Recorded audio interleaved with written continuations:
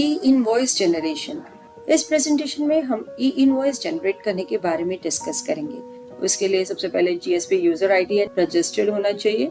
Registered GSP user ID and password आप busy में specify करेंगे, देन ट्रांजैक्शन सेंटर करेंगे एंड ई इनवॉइस जनरेट करेंगे। तो इसके लिए सबसे पहले हम e-invoice1.gst.gov.in पोर्टल पे जाएंगे, लॉगिन बटन क्लिक करेंगे, यूजर नेम पासवर्ड स्पेसिफाई करेंगे एंड लॉगिन बटन क्लिक करेंगे। लेफ्ट हैंड साइड पे एपीआई रजिस्ट्रेशन ऑप्शन में हम जाएंगे।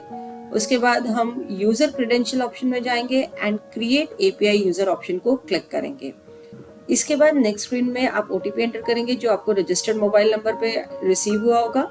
वेरीफाई ओटीपी बटन क्लिक करने के बाद ये स्क्रीन अपीयर होगी जिसमें कि आप जीएसपी के लिए रजिस्टर करा सकते हैं। यदि आपने हमारा auto e-way bill generation video देखा हो तो उसमें हमने ये क्लियरली मेंशन किया है कि आप जीएसपी जो है इधर ई-वे बिल के लिए बनाएं या फिर ई इनवॉइस के लिए, दोनों में सेम ही यूज होगा।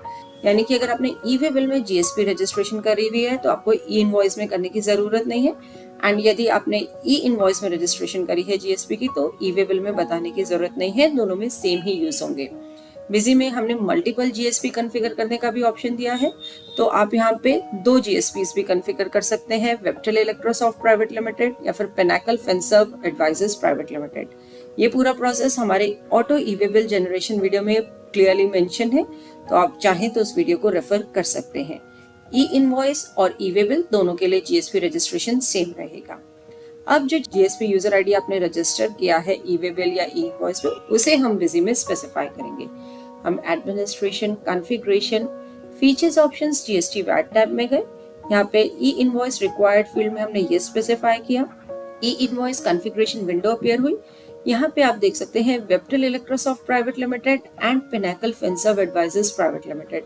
इन दोनों ही ऑप्शंस के लिए आप GSP user ID and password specify करेंगे जो आपने रजिस्टर करे हैं ई-वे बिल या ई इनवॉइस पोर्टल पे।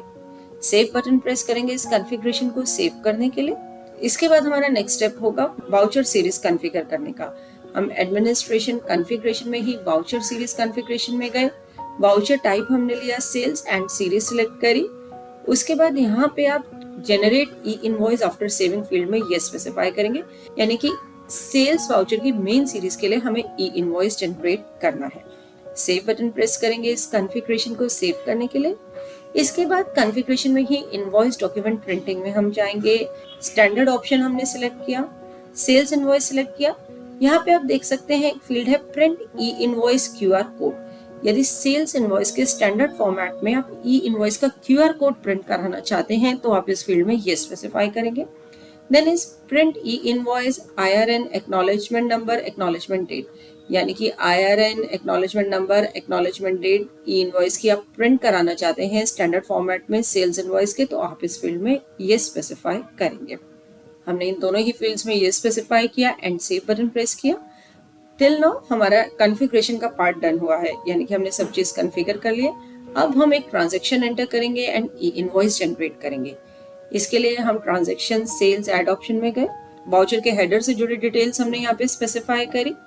उसके बाद आइटम सिलेक्ट करी, आइटम से जुड़ी डिटेल्स स्पेसिफाई करी, बिल सन्ड्री अप्लाई करी एंड सेव बटन प्रेस किया। ट्रांसपोर्ट डिटेल्स विंडो अपीयर हुई जिसमें आप ट्रांसपोर्ट से जुड़ी डिटेल्स बता सकते हैं, transport GRRR number, station to place, and then e invoice required field में आप ये स्पेसिफाई करेंगे। हमें यहाँ पे इनवॉइस जनरेट करना है इस वाउचर के लिए। ई इनवॉइस रिक्वायर्ड फील्ड में हमने ये स्पेसिफाई किया। ट्रांजैक्शन टाइप, यहाँ पे आप सिलेक्ट ऑटोमेटिकली ऑप्शन भी सिलेक्ट कर सकते हैं। अभी invoice acknowledgement number field blank है क्योंकि अभी इनवॉइस जनरेट नहीं हुआ। सेव बटन प्रेस करेंगे। इसके बाद बिजी ने पूछा do you want to generate e invoice, yes button हमने क्लिक किया तो देखिए 3 ऑप्शंस आए, ऑटोमेटिक, जेसन, प्लेन एक्सेल। हम यहाँ पे ऑटोमेटिक ऑप्शन सिलेक्ट कर रहे हैं क्योंकि हम ऑटोमेटिक ई इनवॉइस जनरेट कर रहे हैं। ऑटोमेटिकली ई इनवॉइस जनरेट करने के लिए आपके पास बिजी का स्टैंडर्ड या एंटरप्राइज एडिशन होना चाहिए, वो भी एक्टिव बिजी लाइसेंस सब्सक्रिप्शन के साथ। उसके बाद यहाँ पे देखिए रिपोर्ट ऑप्शंस अपीयर हुई। बिजी ने पूछा चेक पॉसिबल एरर्स या view and generate e invoice. हमने चेक पॉसिबल एरर्स बटन को क्लिक किया। रिपोर्ट ब्लैंक है यानी कि कोई एरर नहीं है हमारे डेटा में। अब हमने view and generate e invoice button को क्लिक किया। यहाँ पे ई इनवॉइस की डिटेल्स आ गई, आप क्रॉस चेक कर सकते हैं ये details and then generate e invoice button press करेंगे ई इनवॉइस जनरेट करने के लिए। ये स्क्रीन पे मैसेज अपीयर हुआ ई इनवॉइस एक्नॉलेजमेंट नंबर जो कि ये डिस्प्ले कर रहा है, यानी कि ई इनवॉइस आपका जनरेट हो गया है। नेक्स्ट विजन ने पूछा do you want to print e invoice? Yes, तो आप यहाँ स्क्रीन पे प्रीव्यू देख सकते हैं ई इनवॉइस का। इसमें IRN, acknowledgement number, acknowledgement date, सारी डिटेल्स यहाँ पे है। तो ये आपका एक प्रीव्यू है ई इनवॉइस का। इसके बाद नेक्स्ट विजन ने पूछा कि आप सेल्स इनवॉइस स्टैंडर्ड फॉर्मेट में प्रिंट कराना चाहते हैं। हमने येस बटन प्रेस किया, रिपोर्ट ऑप्शंस में डेटा बताया एंड ये आप सेल्स इनवॉइस देख सकते हैं स्टैंडर्ड फॉर्मेट में।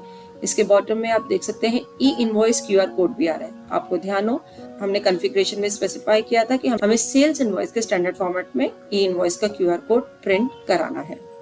जो आपका इनवॉइस एक्नॉलेजमेंट नंबर है या IRN नंबर है वो ऑटोमेटिकली वाउचर में अपडेट हो जाएगा। हम सेल्स में मॉडिफाई ऑप्शन में गए, हमने वाउचर को ओपन किया, जिस वाउचर के लिए हमने ई इनवॉइस जनरेट किया था। सेव बटन प्रेस किया तो यहाँ पे आप देख सकते हैं IRN फील्ड में, एक्नॉलेजमेंट नंबर फील्ड में डेटा आ रहा है। अभी तक हमने बात करी सिंगल वाउचर के लिए ई इनवॉइस जनरेट करने की। अब हम देखेंगे कि इन वन गो आप मल्टीपल वाउचर्स के लिए कैसे ई इनवॉइस जनरेट कर सकते हैं। इसके लिए हम ट्रांजेक्शंस, GST मिसलेनियस यूटिलिटीज में ई इनवॉइस मैनेजमेंट में गए। यहाँ पे generate print e invoice option हमने सिलेक्ट करी, ऑटोमेटिक ऑप्शन सिलेक्ट करी, वेरियस फिल्ट्रेशन क्राइटेरिया बताया। यहाँ पे एक ऑप्शन है एक्सक्लूड वाउचर्स ऑलरेडी हैविंग ई इनवॉइस एक्नॉलेजमेंट नंबर। यदि आप उन वाउचर्स को एक्सक्लूड करना चाहते हैं जिनके लिए आप ऑलरेडी ई इनवॉइस जनरेट कर चुके हैं तो आप इस ऑप्शन को एनेबल कर सकते हैं। वाउचर्स की लिस्ट आई, आप सिलेक्ट करेंगे वाउचर्स जिनके लिए आप ई इनवॉइस जनरेट करना चाहते हैं एंड उसके बाद आप चाहें तो ट्रांसपोर्ट डिटेल्स अपडेट कर सकते हैं। यहीं से आप ई इनवॉइस की डिटेल्स पहले चेक कर सकते हैं। हम directly generate e invoice button को प्रेस कर रहे हैं। अगेन रिपोर्ट ऑप्शंस अपीयर हुई। इसने पूछा चेक पॉसिबल एरर्स। यस, हमारी ये रिपोर्ट ब्लैंक है, यानी कि हमारा डेटा परफेक्टली फाइन है। उसके बाद हमने proceed with E invoice generation button को क्लिक किया एंड इसने मैसेज शो कर दिया कि 2 वाउचर्स के लिए ई इनवॉइस जनरेट हो गया। यहीं से आप चाहें तो ई इनवॉइस प्रिंट भी कर सकते हैं एंड आप स्क्रीन पे देख ही रहे हैं दोनों ही वाउचर्स के लिए IRN नंबर, एक्नॉलेजमेंट नंबर जो है स्क्रीन पे अपीयर हो रहा है। तो ये है हमारा प्रोसेस ई इनवॉइस ऑटोमेटिकली जनरेट करने का। होप इस प्रेजेंटेशन को देखने के बाद आप इजीली ई इनवॉइस जनरेट कर पाएंगे। और वीडियोस के लिए हमारे YouTube चैनल पर सब्सक्राइब करें।